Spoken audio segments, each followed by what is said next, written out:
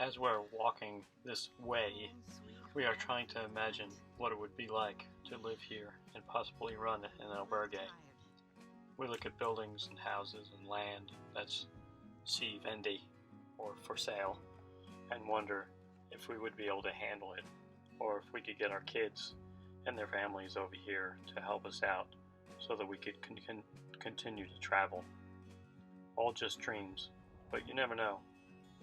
What we are doing now was all just a dream 2 years ago.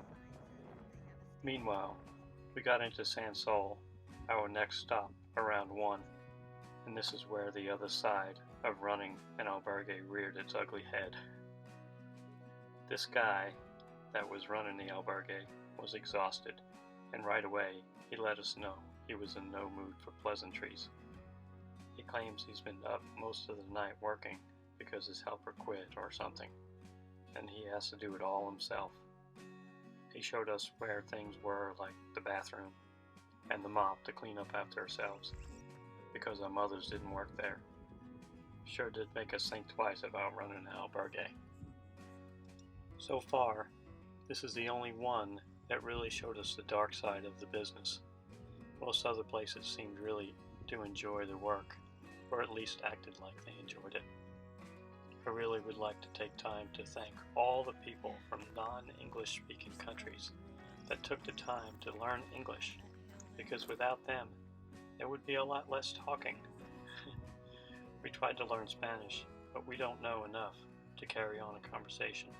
And honestly, the conversations have been the best part of the trip for me. Day 12 on the Camino de Santiago. Cafe con leche. We're getting a late start this morning. It's almost 8 o'clock. We have a little over 7 miles to do today, 12 kilometers. So we didn't think we needed to start super early. It's not going to be quite as hot as it has been the last couple days. So we're starting off with a coffee. We're going to head to the next town and probably get some breakfast and continue on. Buen Camino. Holy shit, what a fucking climb. Did not see this in the book. Nope. This has been a tough day, even though only 7 miles. It's been up one hill and down, and then up again, and then down, and then up again, and then down. And this is a steep climb right here. And it's still going. And it's still going. The next day, April 29th, was 7 miles to Vienna with our pull packs. The first town. This may not have been the best day to walk with our packs. Pretty views though.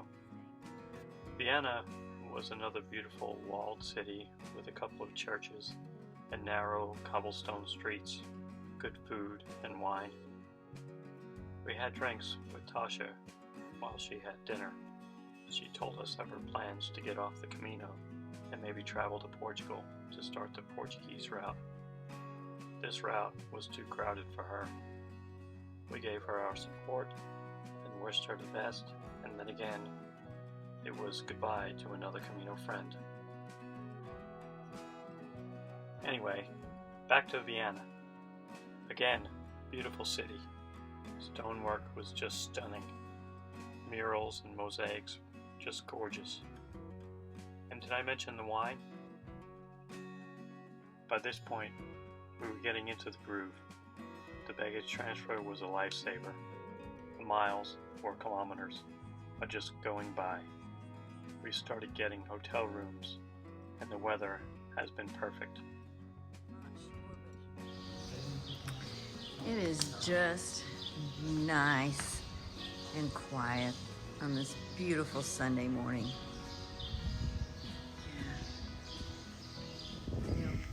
So far today, it has been nice and flat. Look, I feel like I'm walking on the greenway back home. Each day, they're growing a little more. Pretty soon they'll be climbing. Yeah, we're here too early. It'll be fall, you know, before there's grapes, and then that's when they harvest them. And Maybe we'll just have to come back and do it in the fall. A different year. Who knows?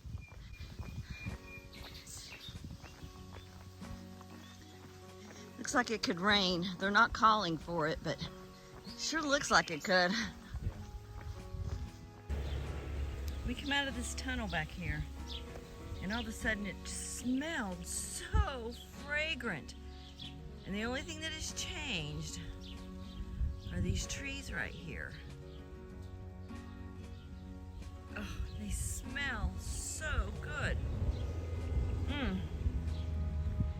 Yeah, just beautiful. Too bad you can't smell it.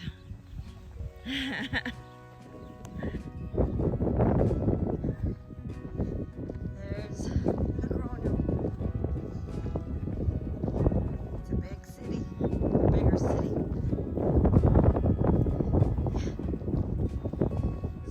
Bigger than Estella. Yeah, bigger than Estella, and maybe about as big as Pamplona. A little smaller than Pamplona. Okay. Logrono, Tapa City, famous for its tapa street and a type of tapa with mushrooms. Very tasty. But we got here on the weekend of Spanish Labor Day, so it was packed. And did I mention, we're not city people. We are out of our element. Well, it's not the cities that bother us, it's the crowds. And boy, was it crowded. Recession? What recession?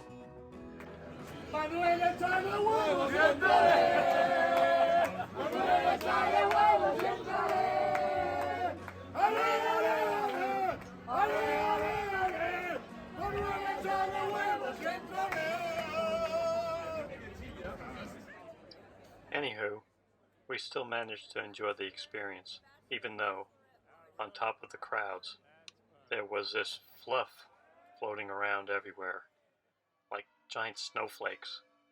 I read somewhere that the tapas were served on small plates, so you could use the plates to cover your drinks, because this crap was everywhere. We found this nice little plaza to have a seat in. We're in town a little early to check in to our hotel.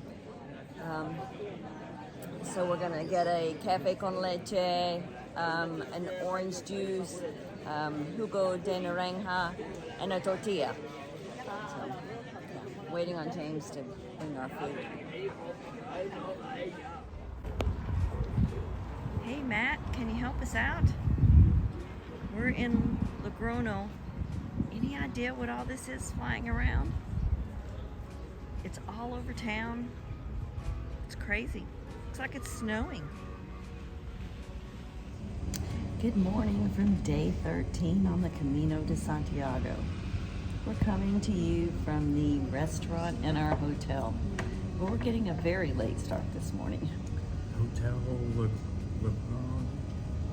Logrono Parque. Mm-hmm. Yeah. So, yeah, we slept in. And we do have close to 9 miles to walk today, so. The sun's out already, so, but it's a cool morning, so maybe maybe it'll be a good day. Yeah. Next up was Never at the. We had a big breakfast that morning, which turned out to be a mistake, because full bellies and long walks with no bathrooms don't go together well. You get the picture. Enough said, and lesson learned. Nice breezy morning. Perfect temperature.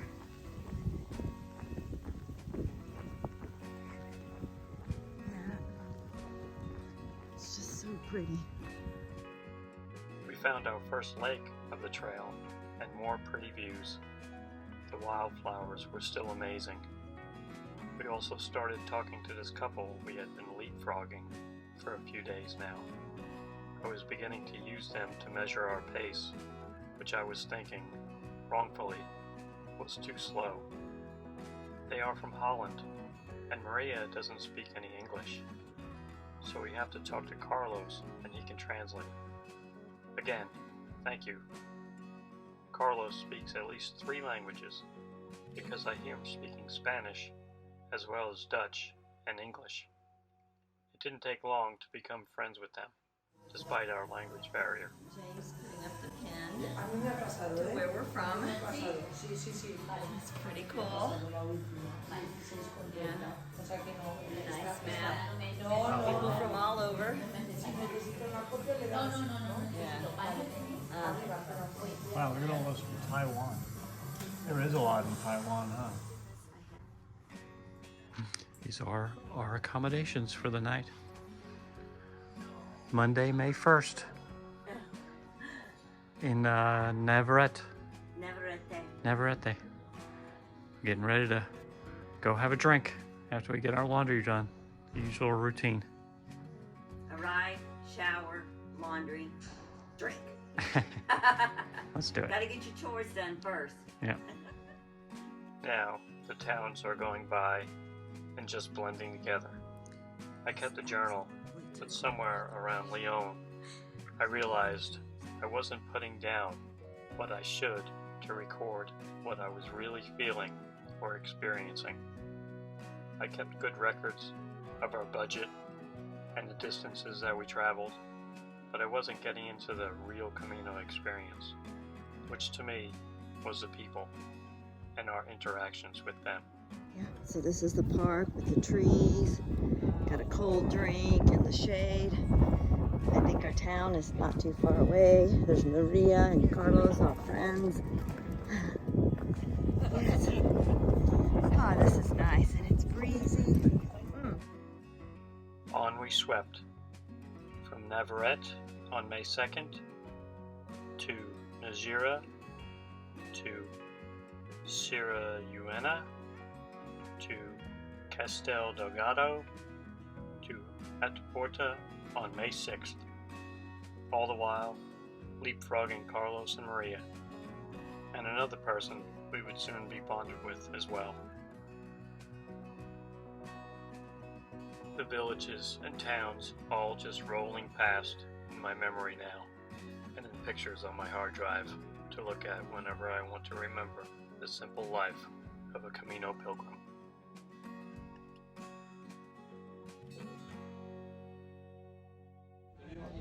Just had a well-deserved lunch after 10 miles of walking today. We're waiting to check into the albergue. Then you know the routine. Shower, laundry, relax, and then walk around town. Yeah. This is an incredible journey that we're on. Okay, this is so cute. We have our own little room. We have a chair. We still have bunk beds, so lucky James, he gets the top. And look at this. Yes, we have a little patio here. I think we're going to possibly eat dinner out here tonight. We're going to go get some wine and maybe some takeout from somewhere. You can look outside, right across, kind of across to the park. Whoop, if I don't break the lamp, let's close that back. Yeah, right. But anyway, yeah, it's pretty cool. Somewhere around Najera, I started to get sick. I did my best to limit my exposure to other people and carry on with the journey, but it certainly impacted our lives. It didn't last long though. A slight cough and fatigue was all. Tammy never got it either. It did cause us to continue using the baggage transfer, which again was a lifesaver. By the time we rolled into Burgos on May 7th, I was better. This might be the coolest water fountain we've seen so far. Yeah, that's pretty cool. It's in front of this monastery.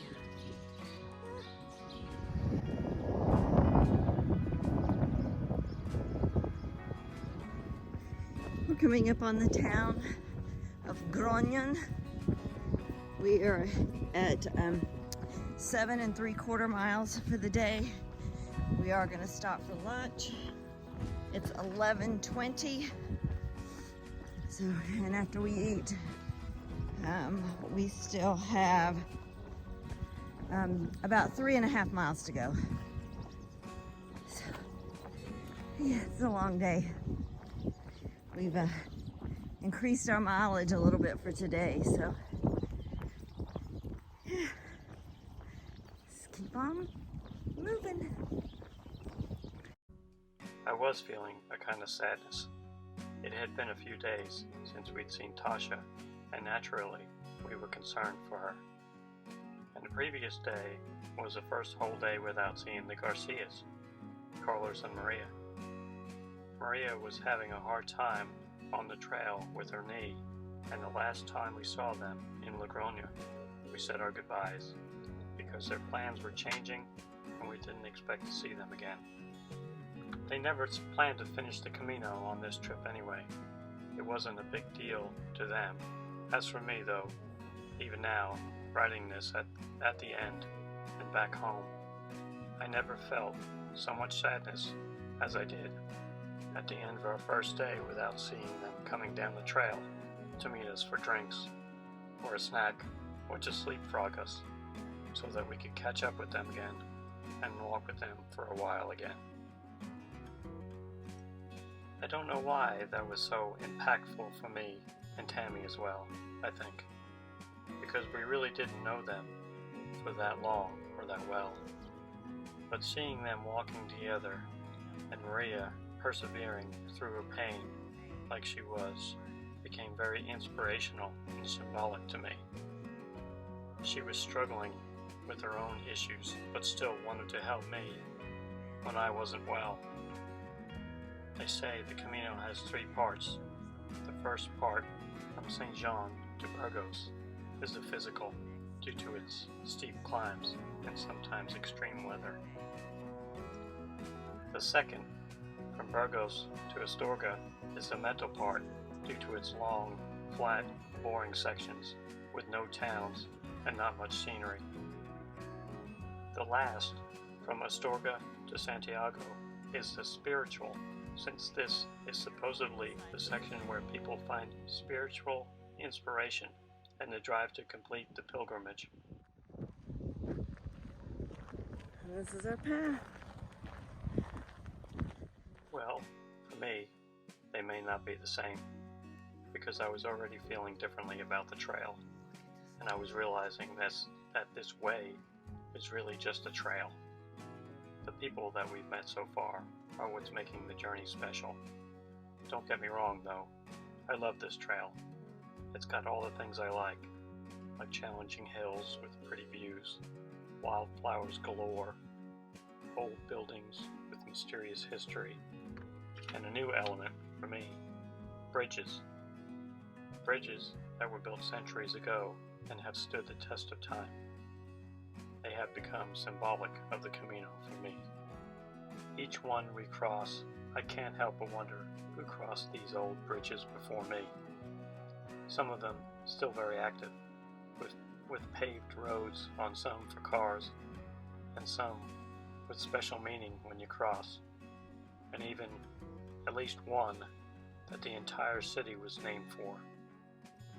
Even some hidden gems, just waiting quietly by the side of the road outside of a small village, with just a small marker to tell you that this bridge means something. Sorry, I got off track.